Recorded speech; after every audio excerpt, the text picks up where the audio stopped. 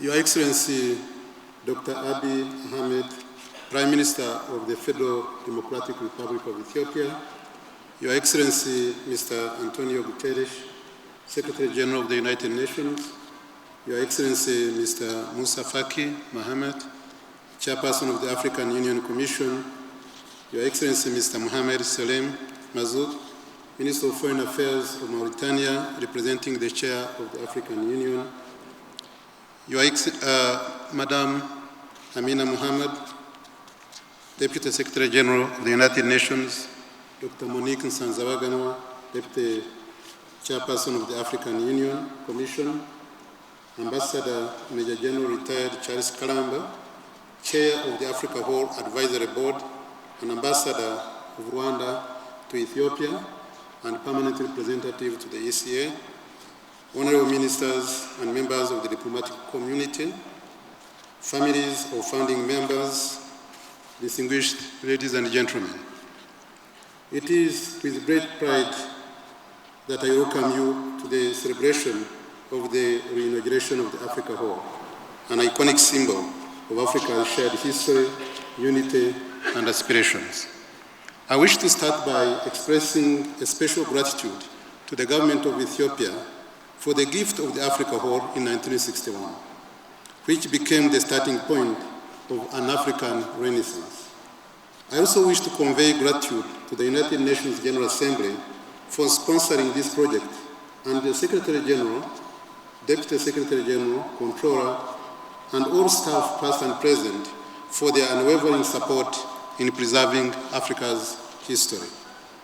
Similarly, I want to express our appreciation to the Chair of the African Union Commission, who has worked closely with us to realize the restoration of this historical monument. For us at the ECA, Africa Horn is emblematic of Africa's past struggles and triumphs when the OAU Charter was signed right here in 1963, a signal for a new beginning. And a new beginning is precisely what Africa needs. Today, our continent faces a myriad of challenges, ranging from limited access to financing, high debt levels, and unmanageable climate crisis. Now more than ever, it makes sound economic sense to invest in sectors like tourism that harness our history, culture, and heritage to mobilize resources for national and continental development. Excellencies, distinguished ladies and gentlemen, some of the world's iconic landmarks, such as China's Great Wall, America's Statue of Liberty, France's Eiffel Tower, and India's Taj Mahal, provide practical examples of how history and culture can draw millions of visitors annually and also contribute to shared prosperity. And Africa, too, with over 130 World Heritage Sites, has her rich history waiting to be shared with the world.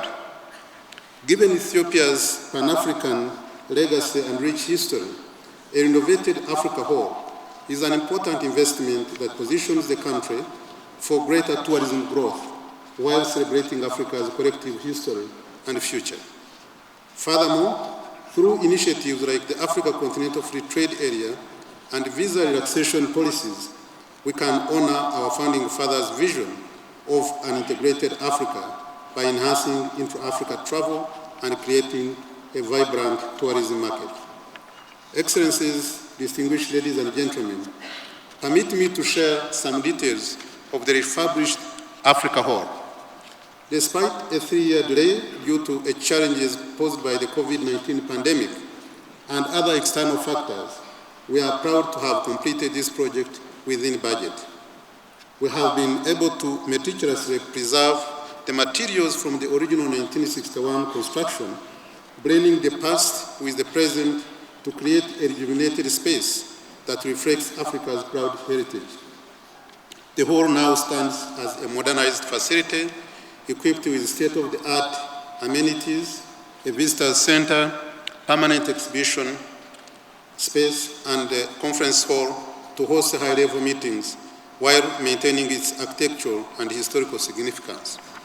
One of the standout features is the open design of this chamber, an intentional homage to Emperor Haile Selassie, who believed that critical discussions should not be held behind closed doors.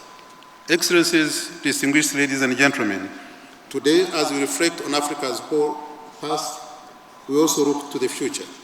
As such, our physical innovations must go hand in hand with intentional commitment to build a better world for the next generation. Following our adoption of the Pact of the Future, there is no reason why Africa's youth cannot be at the forefront of shaping the continent's future, building on the foundations laid by the path makers in 1963. It is time for more Africans and visitors from around the world to discover Africa's stories here at Africa Hall. 60 years ago, as you saw, visionary leaders gathered in this very hall to lay the foundation for African unity by signing the Charter of the Organization of African Unity. When the next generation gathers here in the decades to come, it is only right that they should be inspired by the efforts we make today to advance the cause of Africa's transformation. Our young people from the model UN who sit with us today and their peers will hold us to account on this one. In closing, I extend my deepest appreciation to the past and present advisory board members of Africa Hall for their continued guidance, and to the African Union and every single staff member of the United Nations, contractors, engineers, artists, and governments that have contributed in one way or another to bring this iconic hall into the 21st century, ensuring that it remains a place of learning and inspiration for generations to come. I thank you very much for your kind attention.